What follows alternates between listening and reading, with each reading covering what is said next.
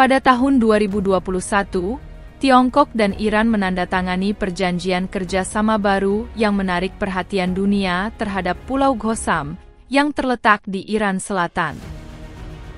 Berdasarkan perjanjian tersebut, Tiongkok dan Iran akan bersama-sama melakukan pembangunan ekonomi berskala besar di pulau kecil ini, yang diproyeksikan memiliki kapasitas penyimpanan minyak mentah yang mengesankan sebesar 30 juta barel setelah selesai. Proyek ini tidak hanya menandai tonggak penting dalam kerjasama antara kedua negara, tetapi juga menyoroti pentingnya strategis dan potensi ekonomi Pulau Ghosham. Bagi Tiongkok, kemitraan ini penting secara strategis karena membantu mengamankan pasokan energi negara tersebut sekaligus mendorong kolaborasi ekonomi dan memperluas pengaruh Tiongkok di Timur Tengah.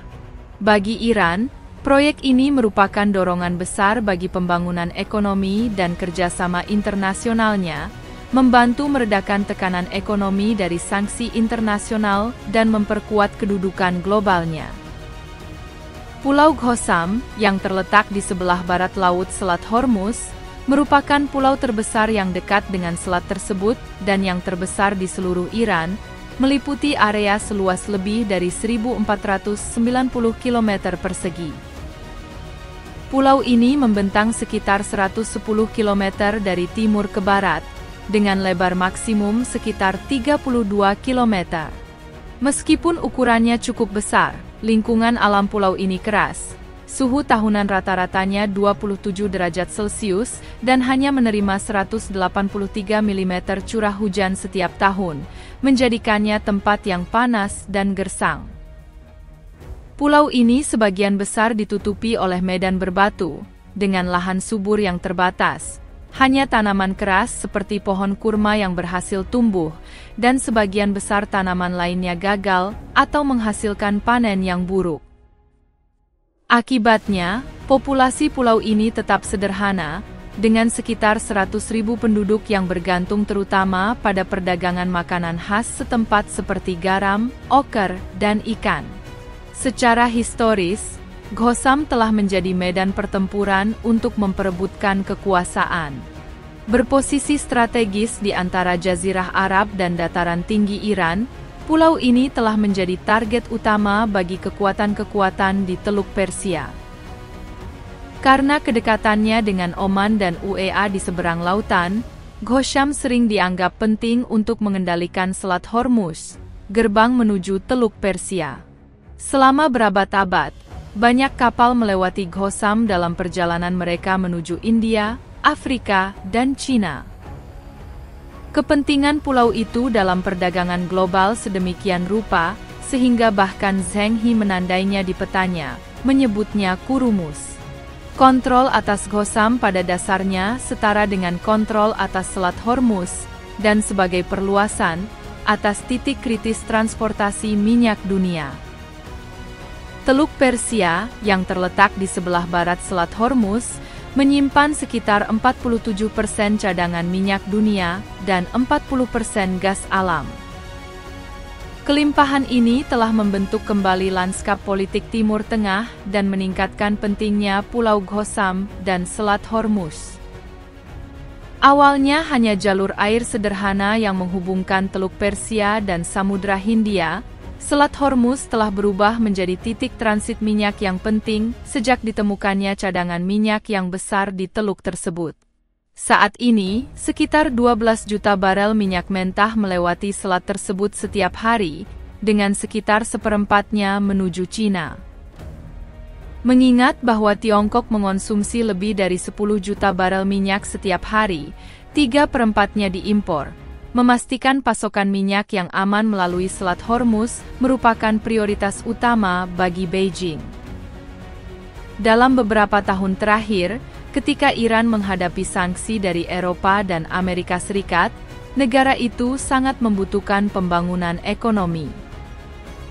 Iran berharap untuk mengubah Pulau Ghosham menjadi simbol kemajuan ekonominya, dan kerjasama dengan Tiongkok menjadi sangat cocok. Pada tahun 2021, Tiongkok dan Iran menandatangani rencana kerjasama 25 tahun di mana Tiongkok akan menginvestasikan miliaran dolar dalam pengembangan Pulau Ghosham, dengan total nilai ekonomi proyek tersebut diperkirakan mencapai 8,2 kuadriliun rupiah selama seperempat abad berikutnya. Kepentingan Tiongkok dalam kerjasama ini sebagian besar berkisar pada pengamanan pasokan minyaknya. Untuk mengimpor minyak dari Teluk Persia, kapal tanker Tiongkok harus melintasi Selat Hormuz, berlayar di sekitar India, melewati Selat Malaka, dan kemudian melanjutkan perjalanan melalui Vietnam. Perjalanan yang mencakup puluhan ribu kilometer dan banyak negara. Jalan yang begitu panjang membuat keamanan energi Tiongkok rentan. Untuk mengurangi risiko ini, Tiongkok telah mengambil langkah-langkah proaktif, seperti menyewakan pelabuhan Gwadar di Pakistan Selatan dan pelabuhan Kiauk Piu di Myanmar, serta membangun jaringan pipa minyak Tiongkok-Myanmar. Kemitraan dengan Iran dan pembangunan infrastruktur minyak di Pulau Ghosham dapat lebih meningkatkan keamanan jalur transportasi minyak Tiongkok secara keseluruhan. Iran, pada bagiannya, memiliki motivasinya sendiri. Sanksi yang dijatuhkan oleh Eropa dan Amerika telah berdampak parah pada ekonominya. Sejak 2012, PDB Iran telah turun dari puncaknya sebesar 10,5 kuadriliun rupiah menjadi di bawah 4 kuadriliun rupiah pada tahun 2020. Dengan situasi ekonomi Iran tersebut, hal ini mengerikan, karena itu meningkatkan produksi dan ekspor minyak sangatlah penting. Namun, karena sanksi, minyak mentah Iran kekurangan pembeli utama, dan kerjasama dengan Tiongkok dapat meningkatkan prospek ekspor minyaknya secara besar. Selain itu, Iran tertarik untuk memperoleh kemampuan penyulingan minyak canggih dari Tiongkok. Meskipun Iran mengekspor minyak mentah dalam jumlah besar, teknologi penyulingannya terbatas, sehingga memaksanya untuk mengekspor minyak mentah dan mengimpor minyak olahan, sebuah paradoks yang telah membebani keuangan pemerintah.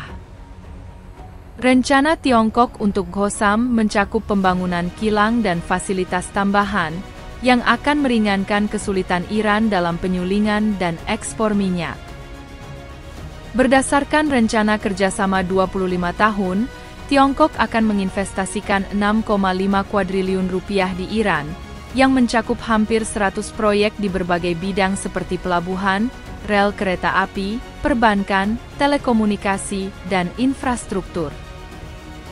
Jika terwujud, kemitraan strategis ini akan menjadi salah satu pencapaian paling besar dari inisiatif Sabuk dan Jalan Tiongkok, bahkan melampaui koridor ekonomi Tiongkok-Pakistan dalam skala, cakupan, dan dampak. Tidak seperti koridor ekonomi Tiongkok-Pakistan yang hanya mempengaruhi satu negara, kemitraan Tiongkok-Iran meluas ke seluruh Timur Tengah yang kaya energi, hingga ke dunia Arab, Turki, dan sekitarnya.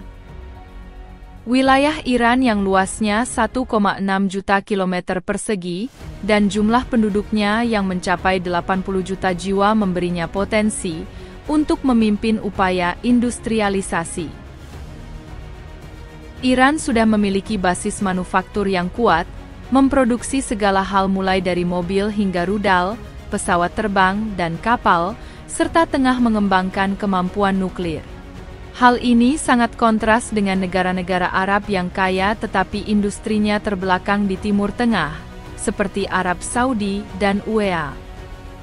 Kemampuan industri sangat penting bagi kemerdekaan dan kekuatan suatu negara, sesuatu yang diakui dan diupayakan secara aktif oleh Iran, tidak seperti negara-negara tetangganya yang kaya minyak. Mengapa Iran memilih Tiongkok? Untuk mengembangkan sektor industri yang berkembang pesat, Iran membutuhkan investasi, teknologi, infrastruktur, dan keahlian manajemen yang signifikan, yang semuanya dapat disediakan Tiongkok sebagai paket terpadu. Tidak seperti kekuatan dunia lainnya, Tiongkok tidak dibatasi oleh aliansi atau sanksi yang dapat mengganggu komitmennya terhadap Iran. Amerika berfokus untuk mengisolasi Iran, dan sementara Eropa tertarik untuk terlibat dengan Teheran, ketergantungannya pada keamanan Amerika membuatnya menjadi mitra yang tidak dapat diandalkan. Rusia, meskipun merupakan sekutu dekat, tidak memiliki kapasitas ekonomi untuk berinvestasi secara besar di Iran. Dengan demikian, Tiongkok muncul sebagai mitra terbaik untuk tujuan pembangunan jangka panjang Iran. Dari perspektif politik, Iran memiliki pengaruh yang cukup besar di Timur Tengah, mengendalikan bulan sabit Syiah yang membentang dari Irak dan Suriah hingga Hizbullah di Lebanon dan Houthi di Yaman. Hal ini membuat Iran berada dalam posisi unik untuk muncul sebagai kekuatan regional dan industri yang kuat, asalkan memiliki kemitraan internasional yang diperlukan, seperti dengan Tiongkok untuk mendukung pertumbuhannya. Jika kemitraan Tiongkok-Iran berhasil dilaksanakan, Iran tidak hanya akan menjadi kekuatan regional yang lebih kuat, tetapi juga dapat memantapkan dirinya sebagai pemimpin industri yang akan membawa perubahan besar dalam keseimbangan kekuatan regional. Apa pendapat Anda tentang pencapaian luar biasa Tiongkok ini? Bagikan komentar Anda di bawah ini.